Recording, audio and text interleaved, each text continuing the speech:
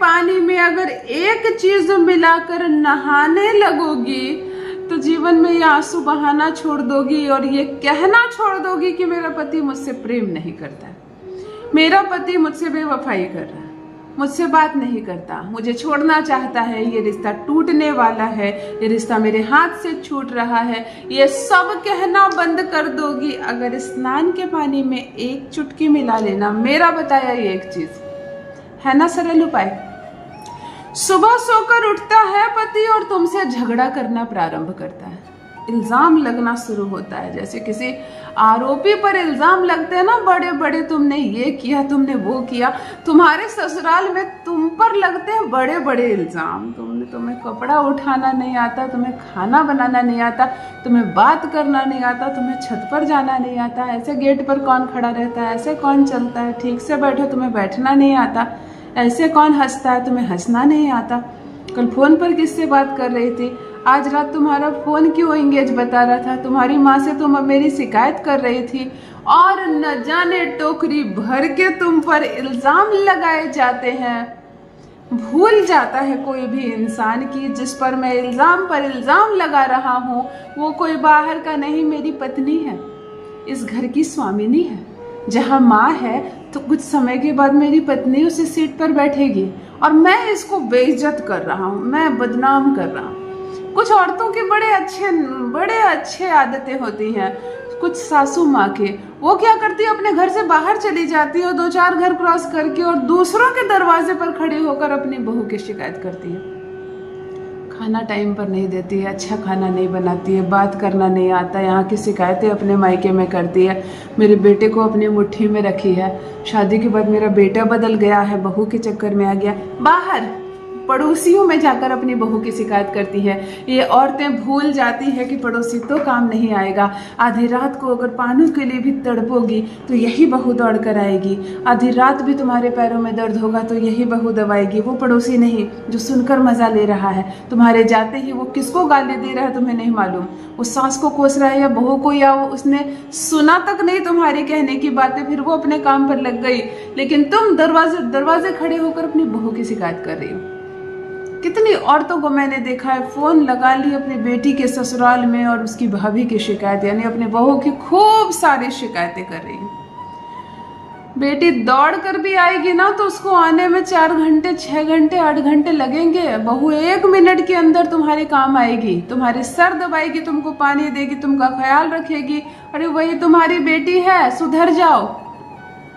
हर लड़के को मैं कह रही हूँ, माँ जैसी भी है रहने दो उसको, माँ को सुधारना पॉसिबल नहीं है, इस उम्र में माँ को सुधारना पॉसिबल नहीं है।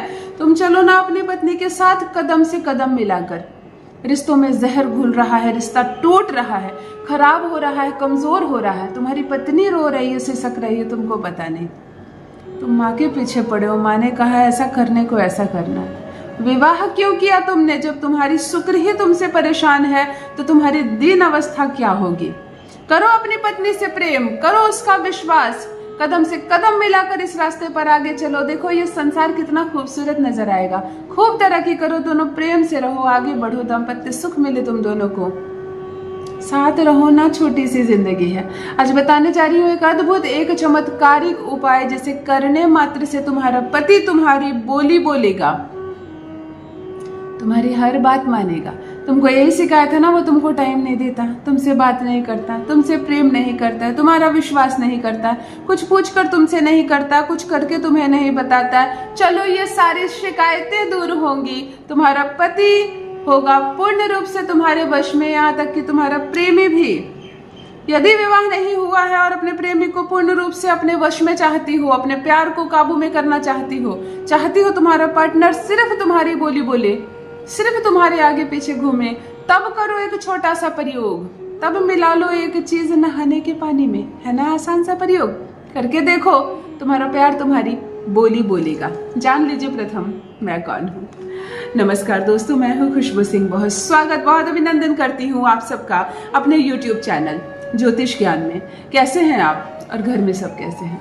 मेरे कमेंट सेक्शन में जय माता दी, हर हर महादेव अवश्य लिखें, अपनी खैरियत मुझे जरूर बताएं। पढ़ती हूँ हाथ की रेखाएं, पढ़ती हूँ जन्म कुंडली, और आप कुछ ना कहें तो आपका चेहरा भी पढ़ लेती हूँ। कर्म है, कृपा है ऊपर वाले की, प्रेम है आप सबका।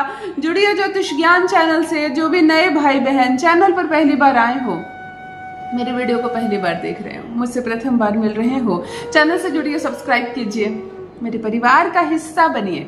दिल नहीं टूटने दूंगी, एक भी घर नहीं टूटने दूंगी।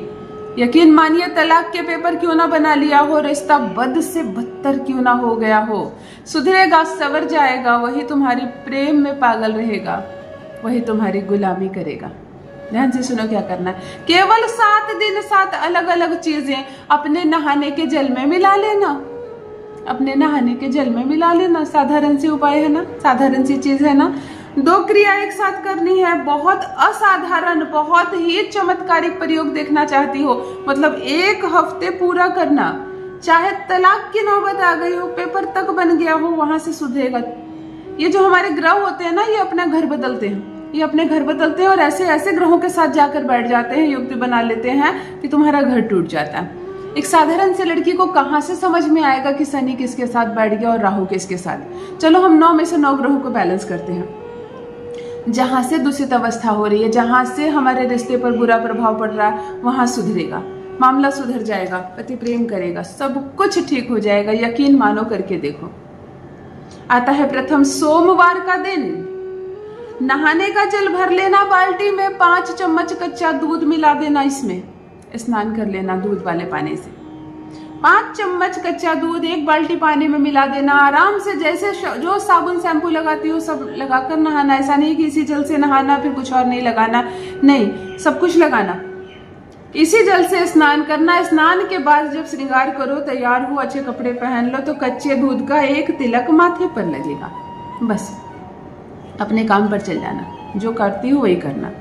आता है मंगलवार का दिन। मंगलवार के दिन स्नान के पानी में 1 चुटकी लाल सिंदूर मिलाओगी, घोल लोगी और इसी जल से स्नान करोगी। स्नान के बाद जब तैयार हो तो 1 चुटकी सिंदूर का तिलक अपने मस्तक पर लगा लेना।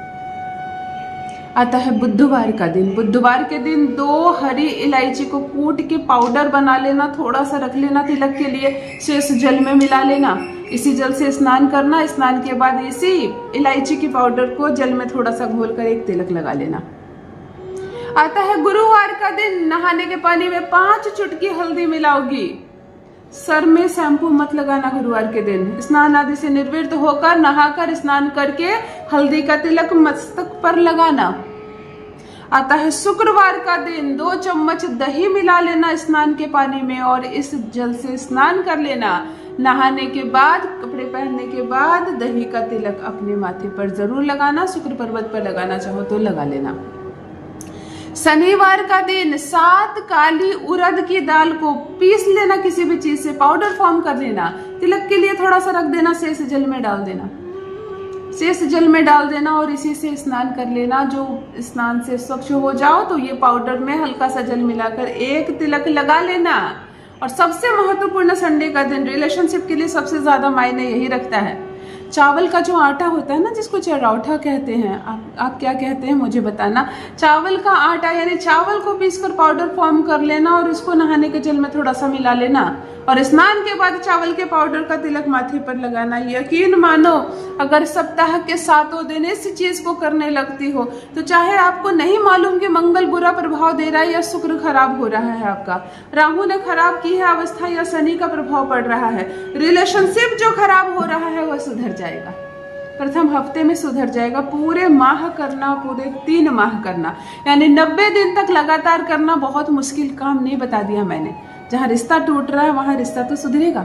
अवश्य करें। अपना अनुभव मेरे साथ भी अवश्य साझा करें। बहुत बहुत धन्यवाद।